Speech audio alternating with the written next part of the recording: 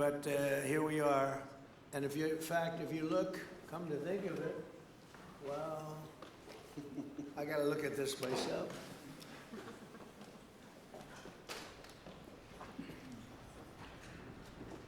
Wow. What a view. This is the door to the ballroom. What a job. Unusual time to look, but I figure we might as well do it. If the fake news would like to go back and take a look, you can, but you'll see a very big foundation that's moving. We're ahead of schedule in the ballroom and under budget. It's going to be, I don't think there'll be anything like it in the world, actually. I think it's going to be the best. We won from, this is, as you know, our biggest room, which would seat 100 for dinner, maybe, if you're lucky, if you're nice and tight. And the ballroom will seat many. And it'll also take care of the inauguration with bulletproof glass, drone-proof ceilings, and everything else, unfortunately, that today you need.